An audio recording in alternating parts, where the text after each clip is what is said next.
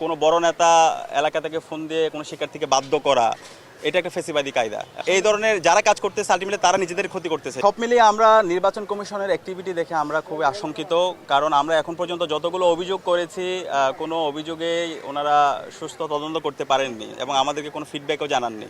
আপনারা জানেন, যেদিন থেকে প্রচারণা শুরু হয়েছিল সেদিন আমাদের একজন নারী প্রার্থী সাবিকুন নাহার তামান্নার ছবি বিকৃত করা হয়েছে। আমরা লিখিত অভিযোগ দিয়েছিলাম, এখন পর্যন্ত তারা ব্যবস্থা নিতে পারেনি। এরপরে হচ্ছে আমাদের অনেক নারী প্রার্থীদের ক্রমাগত সাইবার বুলিং করা হচ্ছে, স্ল্যাশ-শেমিং করা হচ্ছে এবং সেগুলো আমরা লিখিত অভিযোগ দিয়েছি। এখন পর্যন্ত তার কোনো ব্যবস্থা গ্রহণ করতে পারেনি।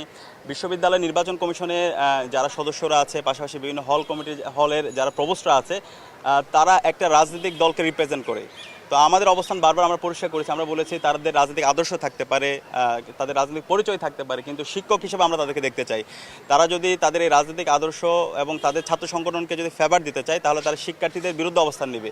তো আমরা এই ডাকসু নির্বাচনে চাই না শিক্ষক বনাম ছাত্র এই ধরনের কোনো একটা অবস্থান তৈরি হোক, এবং আমরা তার প্রতিচ্ছবি এখন পর্যন্ত দেখতে পেয়েছি। আমরা দেখতে পেয়েছি একটা সংগঠনকে বেশি ফেভার দেওয়ার জন্য একদিন বাড়ানো হয়েছিল কারোর সাথে আলাপ না করে, এবং একই সাথে এটাও দেখতে পেয়েছি আমাদের বিশ্ববিদ্যালয়ের টিএসসি এবং হচ্ছে আরও বিভিন্ন জায়গায় আপনারা জানেন তাদের দলীয় কার্যালয়ের মতো তাদের যে প্রচারণা মেটেরিয়ালসগুলো আছে সেগুলোকে তারা রেখেছে। তো এবং এই বিশ্ববিদ্যালয়ের প্রশাসন সেটার মনোসম্মতি আমরা দেখতে পেয়েছি।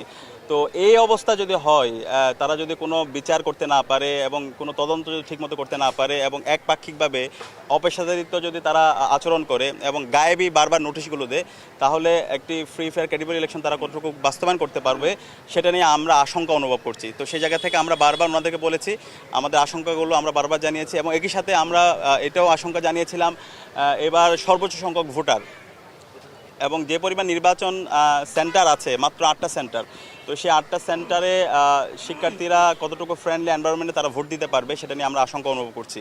পদ্মা সেতু, মেট্রো রেল এবং এলিভেটেড এক্সপ্রেসওয়ে নির্মাণের গর্বিত অংশীদার বসুন্ধরা সিমেন্ট। একটা সেন্টারে প্রায় 5,000-6,000 ভোটার। তো ওই এলাকায় যে পরিমাণ কনজেস্ট, আমি যদি আরও স্পেসিফিকলি বলি, আমাদের শহীদুল্লাহ হল, এফএচ হল, 21 হল, এই 3টা হলকে দেওয়া হয়েছে কার্জনে।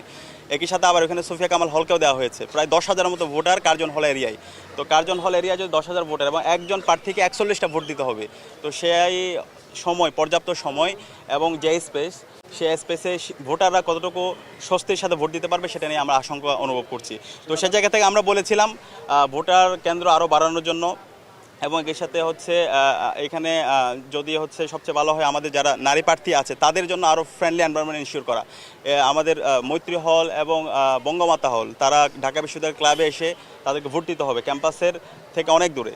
তো তাদের যদি সমাজ কল্যাণ অনুষদ যেটা আছে, সমাজ কল্যাণ ওইখানে ইনস্টিটিউটে যদি তাদের জন্য ভোটের ব্যবস্থা করা হতো তাহলে সবচেয়ে ভালো হতো। সেই কনসার্নটা আমরা জানিয়েছিলাম। তো আমরা যতগুলো কনসার্ন জানিয়েছি, কোনো কনসার্নে তারা নেননি, এবং আমরা যতগুলো অভিযোগ দিয়েছি সেই অভিযোগে তারা কোনো বিচার করতে পারেননি।